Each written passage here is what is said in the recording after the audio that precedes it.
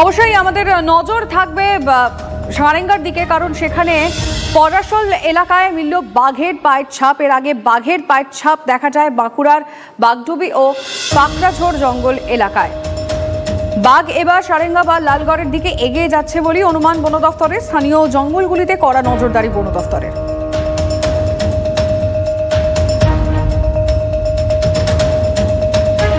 আমরা সকাল 7টার সময় দেখেছি, মানে যারা আমাদের গ্রামের মানুষ মানে সকালে ভোরের দিকে দিয়ে এসেছিল, তো তারা সকালে দেখেছে সাপটা।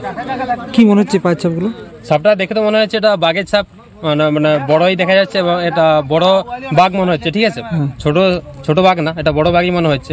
কিছু একটা জন্তুর থাবা দেখা যাচ্ছে, এখনো পর্যন্ত সেটা চিহ্নিত করতে পারা যায়নি। তবে ফরেস্ট ডিপার্টমেন্ট এসছে, থানার থেকেও এসছে আধিকারিকরা, তারা যাচাই করছে যে এটা কিসের থাবা।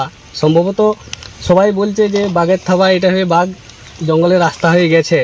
তো এখনো পর্যন্ত চিহ্নিত করতে পারা যাচ্ছে না যে এটা কিসের থাবা। আমদানি নির্ভর অর্থনীতি থেকে গত এক দশকে অনেকটাই ঘুরে দাঁড়িয়েছে ভারত।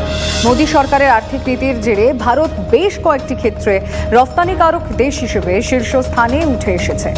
একসময় যা পশ্চিমী দেশগুলিতেই তৈরি হতো, আজ তার অনেকগুলি মেড ইন ইন্ডিয়া হিসেবে বিদেশে রপ্তানি হচ্ছে। তার মধ্যে ফ্রেঞ্চ ফ্রাই থেকে শুরু করে রয়েছে স্মার্টফোন, ইলেকট্রিক গাড়ি, প্রিমিয়াম কফির রপ্তানি, হাইটেক গ্যাজেট থেকে পরিবেশ বান্ধব গাড়ি।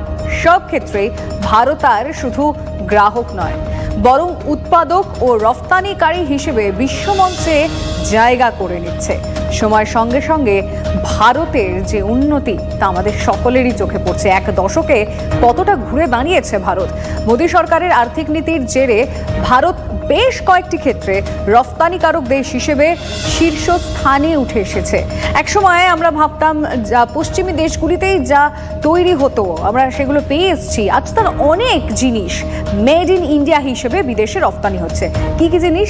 তার মধ্যে রয়েছে ফ্রেঞ্চ ফ্রাই থেকে শুরু করে স্মার্টফোন, ইলেকট্রিক গাড়ি, প্রিমিয়াম কফির রপ্তানি, হাইটেক গ্যাজেট থেকে পরিবেশ বান্ধব গাড়ি। সব ক্ষেত্রে ভারত আর শুধুমাত্র গ্রাহক নয়, বরং উৎপাদক ও রপ্তানিকারী হিসেবে বিশ্বমঞ্চে জায়গা করে নিচ্ছে।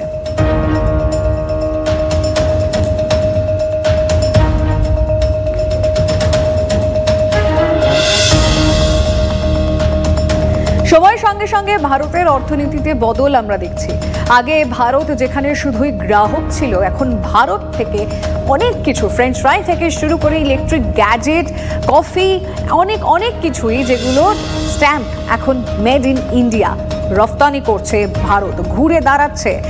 এবং আমরা দেখলাম মোদী সরকারের এই আর্থিক নীতির জেরে ভারত বেশ কয়েকটি ক্ষেত্রে রপ্তানিকারক দেশ হিসেবে শীর্ষস্থানে উঠে এসেছে। আগে যা পশ্চিমী দেশগুলো থেকে তৈরি হতো, আর অনেকগুলি মেড ইন ইন্ডিয়া হিসেবে বিদেশে রপ্তানি হচ্ছে। ওই যে বললাম অনেক কিছু রয়েছে, ইলেকট্রিক গাড়ি রয়েছে, প্রিমিয়াম কফি রয়েছে, হাইটেক গ্যাজেট থেকে পরিবেশ বান্ধব গাড়ি। সব ক্ষেত্রে ভারত আর শুধু গ্রাহক নয়, বরং উৎপাদক এবং রপ্তানিকারী হিসেবে বিশ্বমঞ্চে জায়গা করে নিচ্ছে।